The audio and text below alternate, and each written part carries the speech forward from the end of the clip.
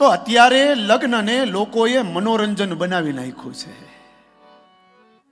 આપણા બધા શાસ્ત્રમાં બતાવેલું કે વરાજો જ્યારે અંદર આવે અને જ્યાં સુધી મંગલાષ્ટક ન બોલાય ને એની પહેલાની જેટલી બધી વિધિ છે ને ત્યાં સુધી કન્યા વરાજાનું મોઢું ન જોવે.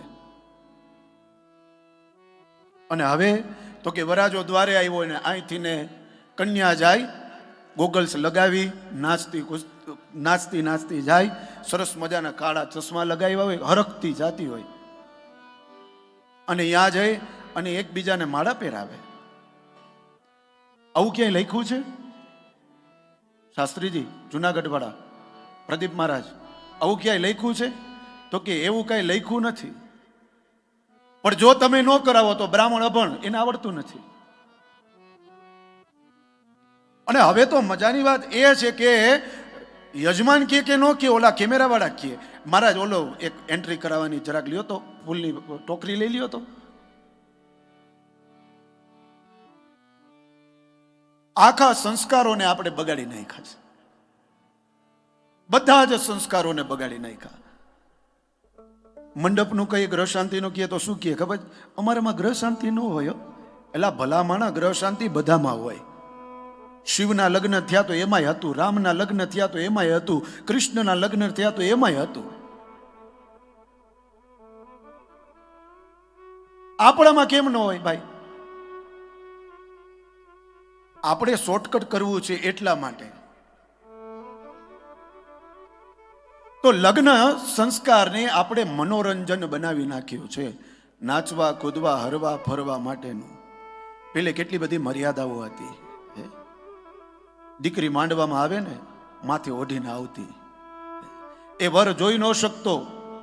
આ મર્યાદા હતી સંસ્કૃતિમાં. અને હજી તમે પ્રોપર ગામડામાં જાઓ ને ઇન્ડિયામાં, તો હજી આ સંસ્કૃતિ થોડા ઘણા ગામડાઓમાં છે, રાખી છે. આપણે બધા એ તો વિસર્જન કરી દીધું છે.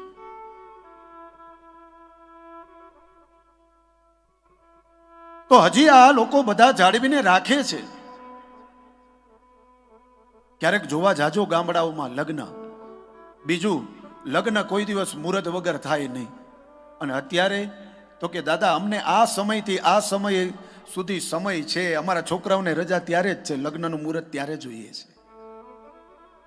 એનું ચંદ્રનું બળ જોવું જોઈએ, એનું સૂર્યનું બળ જોવું જોઈએ, એના ગુરુનું બળ જોવું જોઈએ. આ લગ્ન મુહૂર્ત એમને એમ ન થાય મારા વાલા. અને આ બધું લગ્નમાં તો દૂષણ હતું, હવે કથામાં આવી ગયું. હવે યજમાન અમને એમ કે આ 8 દિવસ અમારા છોકરાઓને રજા છે, દાદા આ 8 દિવસમાં મુહૂર્ત આપો. પર ભલા માણા એમાં મુહૂર્ત નથી. તારા છોકરાને 8 દિવસ રજા આપી દે. 8 દિવસમાં શું ભણવાનો છે? રજા આપી દે 8 દિવસ.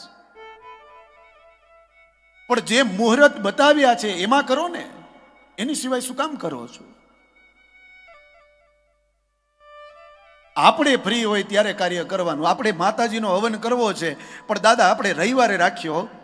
પણ રવિવારે તિથિ કઈ આવે જોઈ, યોગ કયું આવે જોયું, કરણ કયું આવે જોયું, પંચાંગ જોયું શુદ્ધ છે, અગ્નિચક્ર જોયું કે જે તમે આહુતિ આપો છો એ અગ્નિ નારાયણ સ્વીકારશે, એ અગ્નિચક્ર છે રવિવારના દિવસે.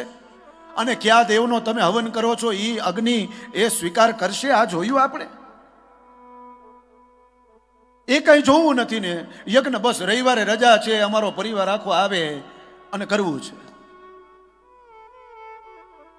દાદા સગાઈ કરવી છે, મુહૂર્ત આપો ને, તો ગુરુવારનું મુહૂર્ત આવતું હોય કે શુક્રવારનું મુહૂર્ત આવી. આ નહીં હો, રવિવારનું આપો ને. ભલા માણા રવિવારે ન કરાય, તોય આપણે રવિવાર જ જોઈએ. અને એક વસ્તુ તમે સાંભળજો, તમે ધર્મની વિરુદ્ધ ચાલશો ને એટલે ધર્મ તમને રસ્તો બતાવશે, ગમે તે રીતે બતાવશે. તમે ધર્મની વિરુદ્ધ ચાલો છો, શાસ્ત્રની વિરુદ્ધ ચાલો છો, મુહૂર્તની વિરુદ્ધ ચાલો છો. આ આપણા ઋષિવરોએ બધા પંચાંગ બતાવ્યા છે, ખોટા છે. બીજું, આપણે લોકો મુહૂર્ત કેમાં જોતા હોય? બ્રાહ્મણને પૂછીએ નહીં, ઓલા ચોઘડિયા હોય ને, ચોઘડિયા ઉપરથી દાદા આ ચોઘડિયું બહુ સારું છે.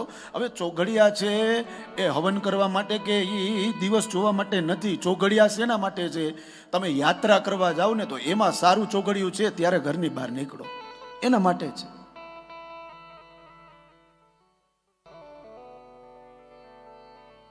જવા દો. પણ અત્યારે આ સમયમાં આપણે લગ્નને એક મહોત્સવ બનાવી નાખ્યો, મનોરંજન બનાવ્યો છે.